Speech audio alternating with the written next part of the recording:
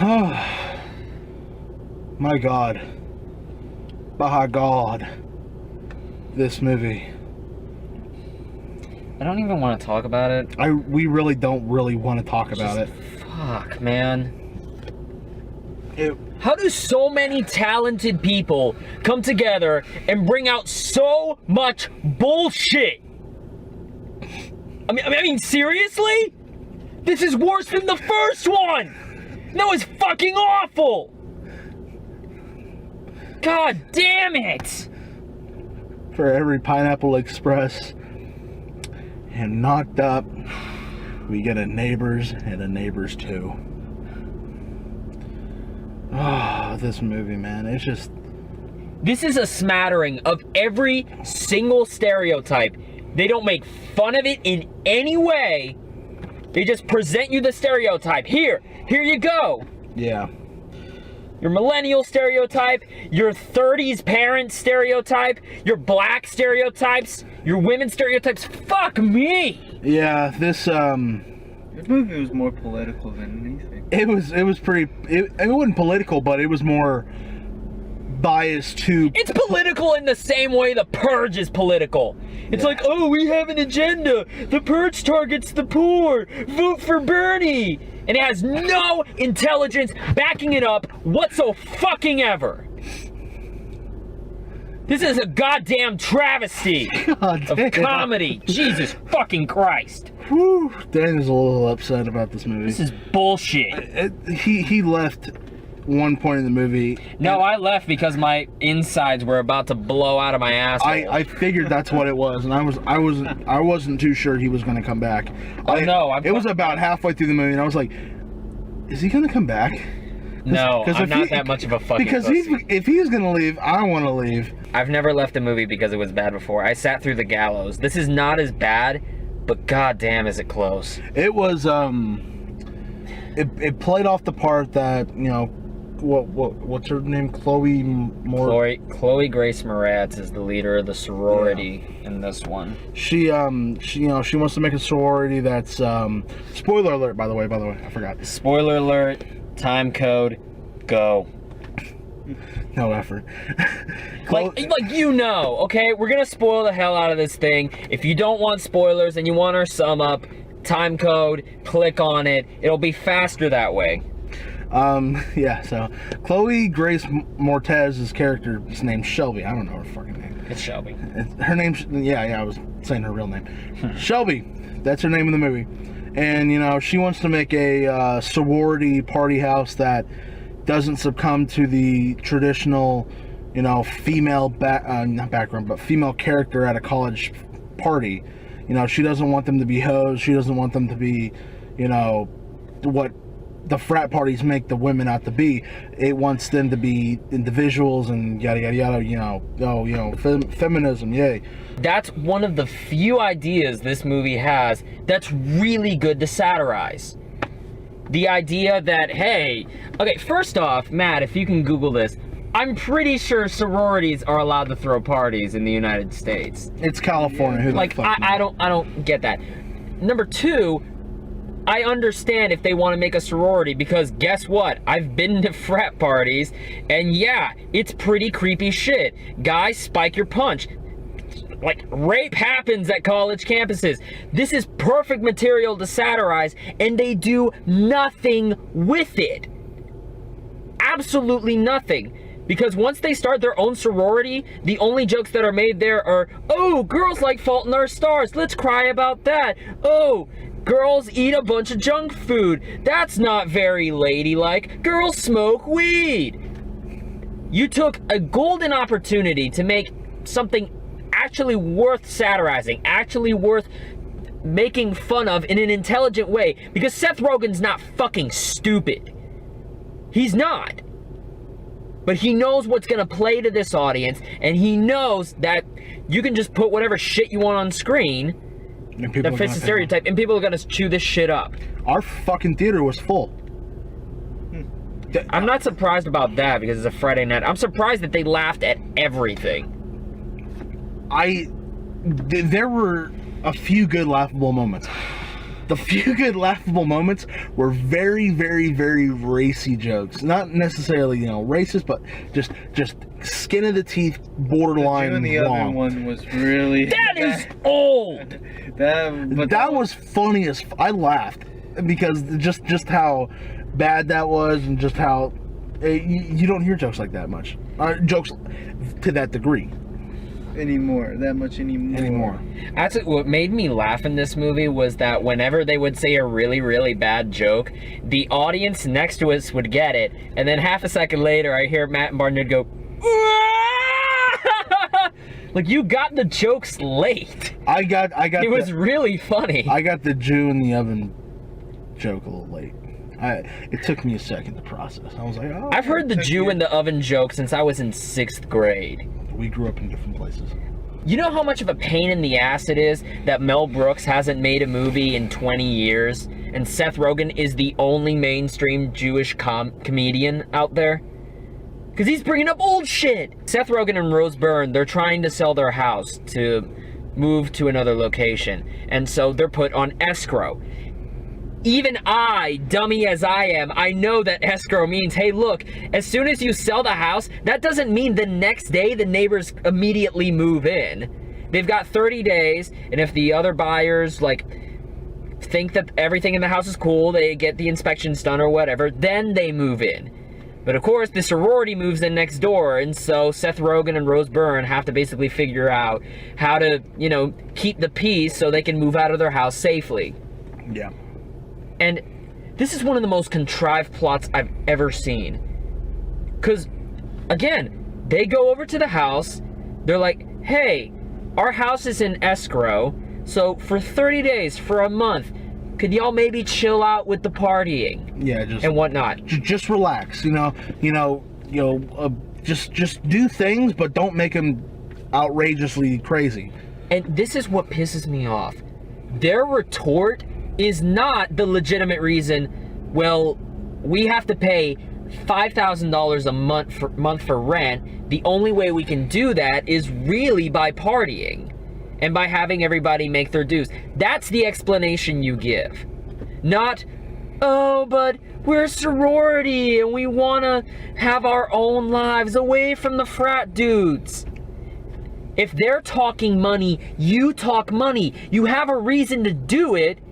And I honestly don't find it difficult that, hey, are you really gonna throw parties 24/7 to keep this house open?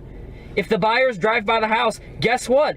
Stop the partying for 15 minutes, so till everything is cool, and then you do it again. I don't know how fucking difficult this is. This movie does not, this conflict is so fucking contrived that's the only reason this is an hour and a half is because everybody in it is a complete fucking moron for the sake of the script. This is the laziest type of joke making. It was a pretty... Because... Lazy? No. Have you seen 50 Shades of Black? I've seen 50 Shades of Black. Yeah, we saw it together at this theater. I know. Same They had theater, better though. jokes than this. Really? That's a fucking bold statement. They at least had the panty on the wall joke. That's one. And I'm not saying that movie's a masterpiece, but I'm literally talking actually 50 Shades of Black is a great comparison because what that movie does is it goes on Twitter, looks at what's trending and goes, okay, we'll just make a reference. We'll say the word that's trending. Yeah. There's a scene in this where the girls aren't able to make enough money to pay rent for the house, and so what they decide to do is they throw a typical party. So instead of just getting the girls that, the girls that they're inviting, they bring in frat guys too, so they'll double their money and make enough rent to keep the house. They get roofied. And so, what's the name of, so Seth Rogen's best friend? Jimmy, I guess. He gets roofied, and then the girl, the fat girl named Nora. Yeah. I know she's from a show. I'm sorry. I'll put the show here. It's probably better. It's not worth it to look it up right now. Whatever. Anyway, they both get roofied, and then Jimmy mentions oh my god, we got Cosby'd. That's it. That's it. That's the end of the joke. We're just gonna bring up the fact, oh, we got Cosby'd. No, you didn't. You didn't get raped. You got roofied. Like, Yeah. the joke itself doesn't make sense. It's what's trending 6 months ago. Yeah. They just bring that shit up out of nowhere, and it's not funny. I mean, I giggled. Just now I just giggled whenever you brought it up. Because I thought it was, you know, a giggle material, but I wouldn't bust out fucking laughing. Fuck. Like you can kind of, you know, smirk and like, yeah, that was funny. But, you know, busting out laughing, smart, it can't be dumb, not even complete jokes right there. You know, if you have jokes like that the entire movie, it's not going to fucking sell. Or, I mean, it is going to sell because it's fucking Seth Rogen. But if it wasn't Seth Rogen, this movie would be Exactly. fucking red box by July. Guaranteed. Yeah. That's the only reason this movie's in theaters, because of Seth Rogen. And he's better than this. Yeah. I know for a goddamn fact he's better than this. Yes. He's the most frustrating producer in Hollywood working today. Not Jason Blum, because I can rely on Jason Blum to give me shit. Seth Rogen does great movies, man. Superbad is fucking hysterical. Superbad's awesome. The Interview was good. Pineapple Express is great. This is the end? This is the end. That was a good one. God. But like I said, And man. then Neighbors 2. I'm scared for Sausage Party now. I really am. Yeah, I after this, I'm kind of scared I'm for it. so too. scared. Working on 2 projects at the same time. I mean, guaranteed probably didn't put much effort into this, and it shows. But, you know, with that being said, maybe he was putting more effort to Sausage Party. I hope so. I hope so too, I man. fucking hope Sausage so. Party looks fucking hysterical. The trailers didn't even sell me on this movie, man. I hadn't even seen the first Neighbors, and I went to go see this because I already knew what happened in Neighbors. I knew that there was a frat guy that was Zac Efron. He was, you know, the parents didn't like that he was living next door and that there were fires and yada yada yada. Same fucking concept from what I understand in Neighbors. Same concept in Neighbors 2 Sorority Rising, except it's teenage girls instead of frat guys. You know what's depressing? What's The only person that I could see the only redeeming quality of this was Zac Efron. Because Zac Efron is actually legitimately funny in this. Zac Efron's been. I loved him in Bad Grandpa. He was Dirty great in Grandpa. Dirty Grandpa. Yeah, he was great. great as the straight man. He's great as this. Like, you actually kind of felt for his character. I forgot you were there. The fact that, you know, he's out of college right now and he's never really done anything but partying his entire life, and he's basically trying to find his way. Yeah. Like, and all he says, he's like, I want to be valued. For some reason, Zac Efron can pull that shit off. Yeah. I actually really felt sorry for him. I had feels for Zachy in this movie, man. Zachy.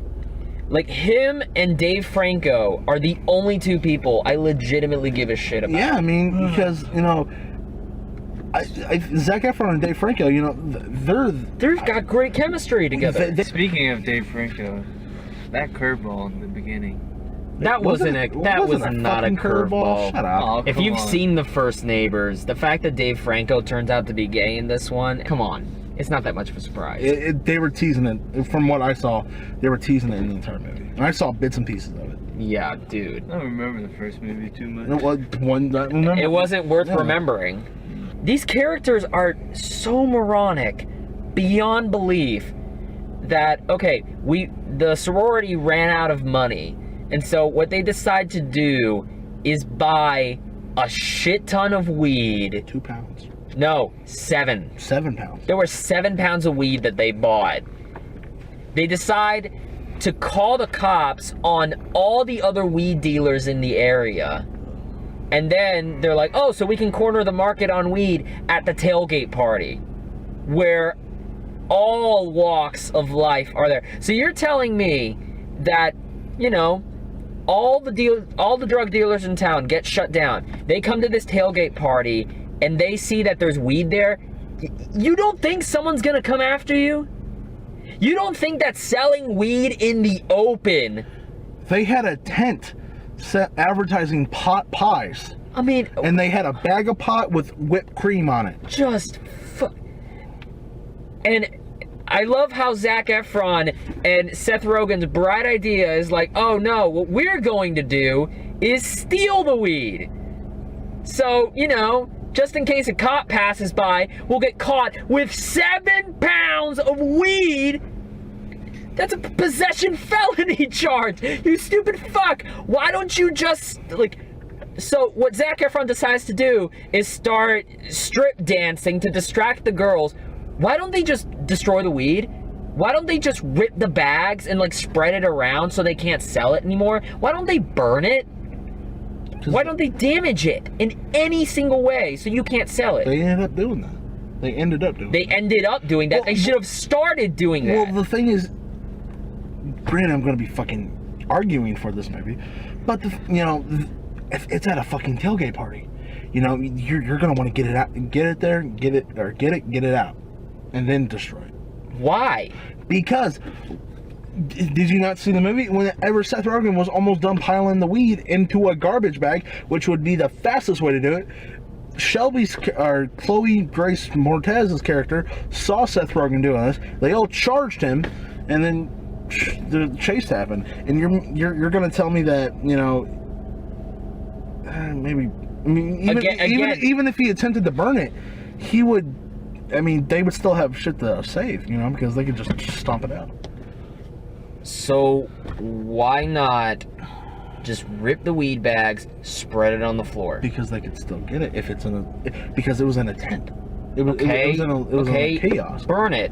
The only reason they turned around is because Zac Efron made the stupid idea of whipping out his dick. That's it. Well, Seth Rogen had no idea in that.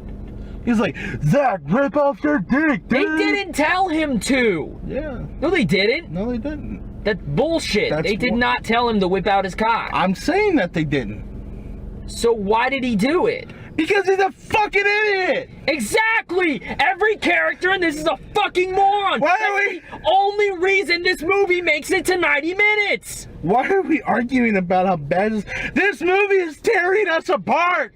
No, it's not. We're Yes, just it is. angry. We're just angry at Seth Rogen. We're angry at Evan Goldberg. We're angry at everybody in this. I mean, Chloe Moretz, she was in Kick-Ass.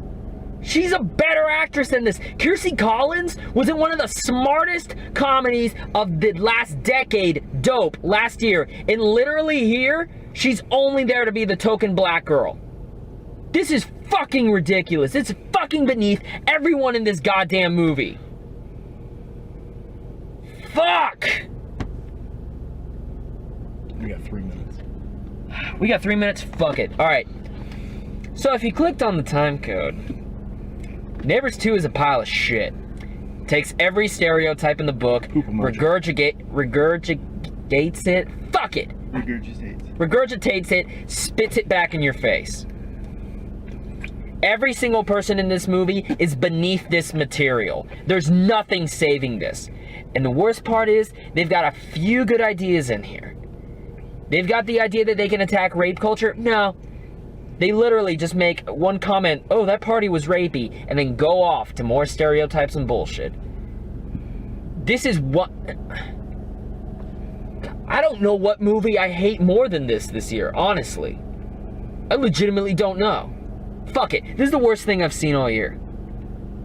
And this is probably going to be the worst thing I see, period. This is worse than Darkness, by far. Because this is insulting. Angry Daniel is angry. He's scary. Fuck this.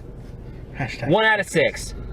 1 out of 6. 1 out of 6. You're not busting your zero cherry? No. No. This isn't the worst thing I've seen. Okay. Literally the only thing that saves this is Zac Efron and Dave Franco. Yeah. That's it. Because through all the bullshit, they gave me one M&M of hope. One. And a bucket full of Skittles. And a bucket full of shit-flavored Skittles. They gave me one M&M of hope. 1 out of 6. Fuck it. Just give it the 1. You already Just 1 out of 6. I'm done. 1 out of 6. Done. Y'all talk about this so we can get the fuck out of here. God damn. Neighbors 2, it had me laughing at moments. Mainly at the parts where you think it'd be awkward to laugh at. For that, I'm gonna give it... I'm gonna be generous and give it a 2. 2 out of 6. Just because I legitimately laughed at some points. And despite it being just a terrible movie. Nothing? I'm gonna give it a 2. 2? Yeah. So we're 2-2-1. It was, All right. yeah. You Pretty bad. just outro it. I'm tired. Outro. Just Oh, I outro. farted. I'm tired. Ew. So if you liked our little tearing ass of this movie, please leave a like on this video, subscribe to our channel, comment below and tell us what you thought about this movie. Tell us if you agreed that it was a worthless piece of shit. You know, disagree with us and tell us, oh, you know, it was worth it, it was funny, it was everything I hoped it would be. Just whatever you think, man. If you want Seth Rogen and Evan Goldberg to, if you want to just jack them off and get all that shit in your mouth, I dare you. Tell us. So, you know what to do. Oh, if you want more content and movie news, follow us on Facebook and Twitter. Those links are in the description below. Are you done interrupting me? Yes, I am. Please follow us on Twitter and Facebook at HalfKocked and HalfKocked Productions. We love you. We hate this movie, though. Okay. If you managed to stick till the end, as always, thank you very much for watching. Y'all have a good night. I gotta wake up at 6 in the morning for a staff meeting. Woo! And it's midnight. I gotta stay till 10:30 tomorrow. Guess what I'm gonna be doing for a good 14 and a half hours? I'm gonna shit on this movie at work. See y'all.